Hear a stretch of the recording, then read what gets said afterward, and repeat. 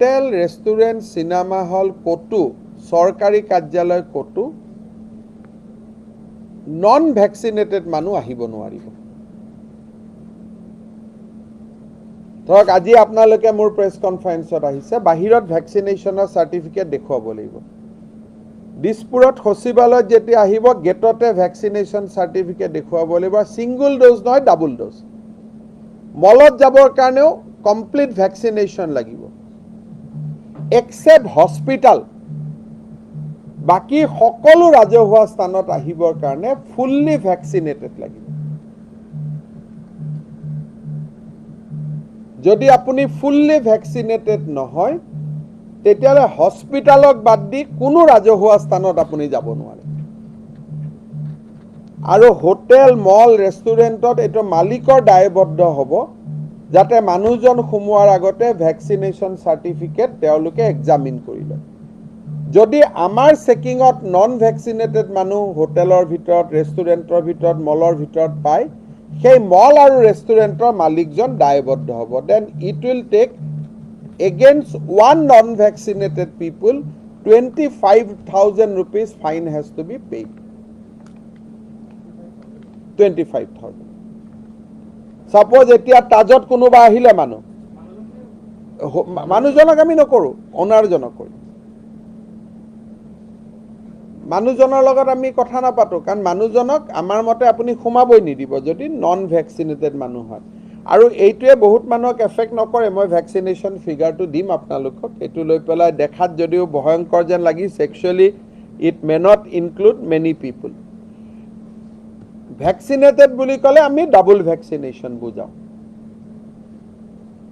আৰু চৰকাৰী কাৰ্যালয়তো non vaccinated employee 15 তাৰিখৰ পৰা নাহিব।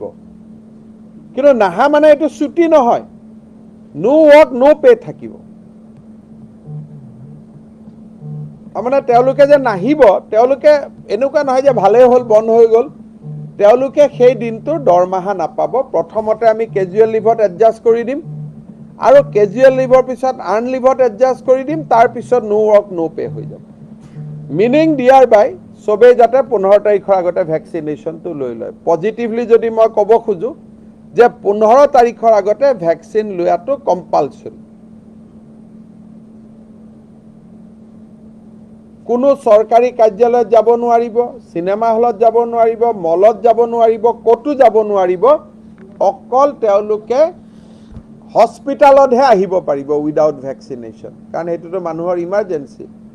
বাকী স্কুল কলেজ চবতে নন ভেকচিনেটেড কোনো যাব নোৱাৰিব। আৰু এইটো আমি খুব টাফ কৰি ইমপ্লিমেণ্ট কৰিম। দোকান পোহাৰত নন ভেকচিনেটেড, মলত গ'লে 25,000 হ'ব, সৰু পাণ দোকানত গ'লে 1,000 হ'ব। তেনেকৈ এটা কেটেলগ এটা থাকিব, চবেইটো 25,000 নহ'ব। চৰকাৰী অফিচত যদি কোনোবা আহে তেতিয়াহ'লে তেওঁলোকে আমাৰ যিজন হেড অফ দ্য ডিপাৰ্টমেণ্ট তেখেত ৰেছপনচিবল হ'ব। মুঠতে নন ভেকচিনেটেড মানুহ কোনো এইবাৰ আহিব নোৱাৰিব।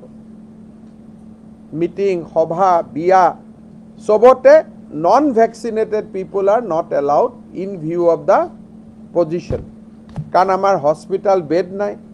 ইমান মানুহ যদি ফটক কৰি অমাইক্ৰন চবৰ গাত যাব, গতিকে আমি বিচৰা নাই যে নন ভেকচিনেটেড মানুহ এতিয়া অসমত থাকিব লাগে। Everybody should vaccinated.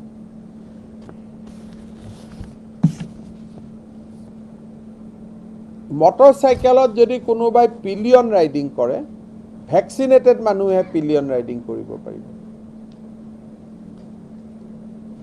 গাড়ীত যদি উঠিব খোজে, ভেকচিনেটেড মানুহে গাড়ীৰ পেচেঞ্জাৰ হ'ব পাৰিব। চিটি বাছত অকল ভেকচিনেটেড মানুহে যাব পাৰিব। 15 তাৰিখৰ পৰা নন ভেকচিনেটেড মানুহৰ কাৰণে এক প্ৰকাৰ কাৰফিউ লগাই দিয়া হৈছে। খালি হস্পিটালতে, নিজৰ ঘৰত থাকিব পাৰিব, হস্পিটালত আহিব পাৰিব 15 জানুৱাৰীৰ পৰা, কাৰণ এটাতো সময় দিব লাগিব। গতিকে 15 জানুৱাৰীৰ পৰা এইটো আমি কৰিছোঁ।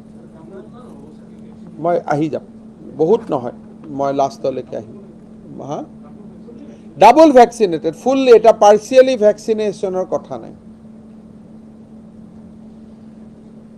পাব্লিক বিয়াই সভাই 200 জন মানুহ থাকিব পাৰিব বা capacity of the হলটোৰ 50%।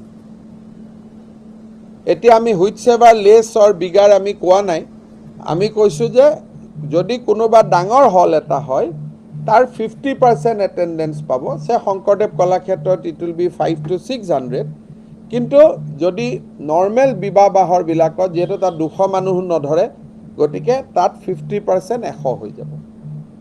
So it will be just 50% total capacity. কিন্তু চিনেমা হলত যদি ফুল্লি ভেকচিনেটেড মানুহ আহে, আমি কেপাচিটি লগোৱা নাই, এতিয়াও 100 থাকিব। কিন্তু বিয়া, সভা, ফাংচন, মিটিং এইবিলাকত হ'ব 50% of the capacity of the hall. এইটো আমি অহা কালিৰ পৰা ইমপ্লিমেণ্ট হ'ব।